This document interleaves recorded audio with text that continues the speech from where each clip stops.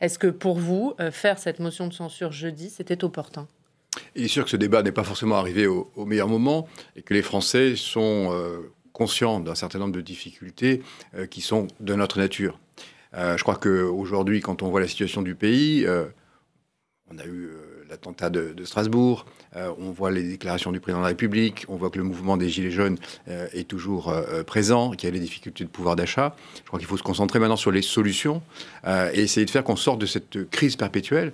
On danse aujourd'hui sur un volcan avec nos compatriotes qui sont révoltés par un certain nombre d'inégalités et qui sont à l'attente que les politiques fournissent des solutions. Et je souhaiterais, moi, que le débat politique maintenant se concentre sur les vrais sujets et qu'on arrête un peu les joutes parlementaires, qu'on sache aussi se dire que nous avons un devoir collectif qui est de répondre, dans le cas des institutions, de montrer que le Parlement peut faire œuvre utile et pas forcément se caricaturer nous-mêmes. Alors sur le fond, si vous étiez député, est-ce que vous auriez voté cette motion de censure ? Je n'aurais pas voté la motion de censure. Je pense que ce n'est pas la peine d'ajouter du débat parlementaire supplémentaire à un moment où le débat est dans la rue et où chacun vit une situation qui était proche de l'insurrection.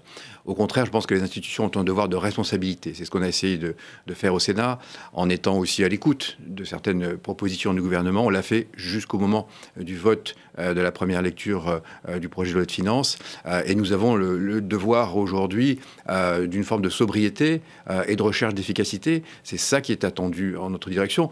Et donc, je n'aurais pas voté cette motion parce qu'en plus, elle est contradictoire. On voit bien qu'il y a une alliance du moment qui permet simplement à chacun d'essayer d'exister.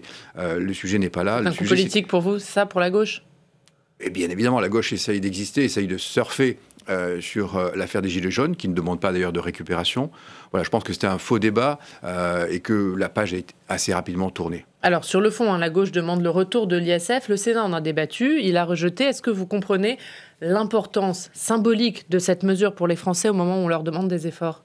Je crois surtout que le gouvernement a été extrêmement maladroit dans sa politique fiscale. Tout ça est totalement illisible.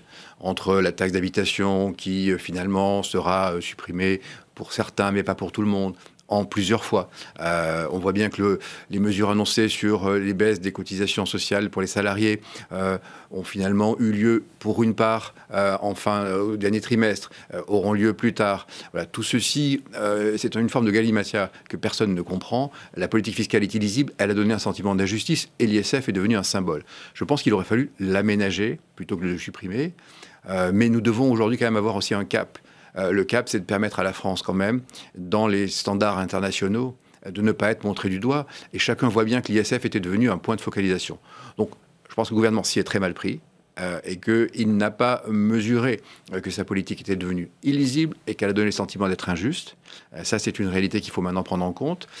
Mais sur l'ISF en lui-même, c'était un impôt dont on a tous rappelé qu'il avait beaucoup de défauts. D'abord, celui de faire qu'un certain nombre d'investissements n'avaient plus lieu en France, un certain nombre de nos compatriotes qui en avaient les moyens déménager. Le problème, c'est, me semble-t-il, surtout la fiscalité des classes moyennes et un sentiment de déclassement de tous ceux qui travaillent, qui payent des impôts et qui ont le sentiment qu'ils travaillent beaucoup et que finalement, ils sont surfiscalisés. C'est ça, me semble-t-il, le vrai sujet. C'est sur ça qu'il faut qu'on travaille. Donc l'ISF, on aurait dû le traiter différemment. Il y a quand même l'impôt sur la fortune immobilière.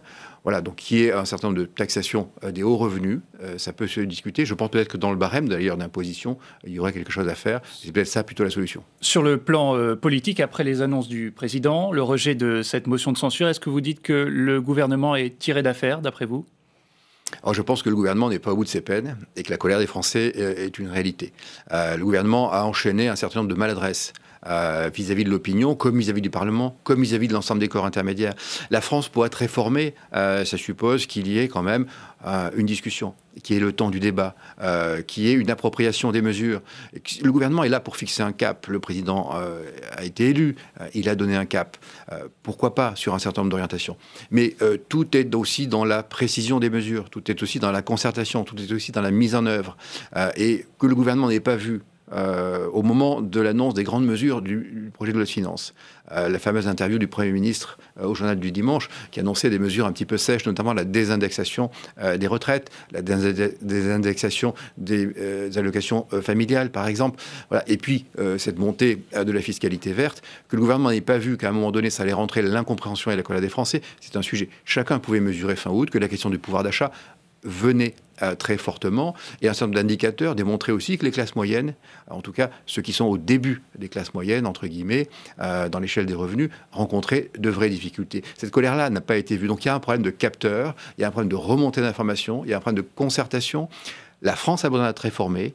Un certain nombre d'orientations, nous pouvons les partager, mais ça doit se faire dans la concertation, dans le dialogue. Et je crois qu'il y a des signaux qui sont... Parler du dialogue,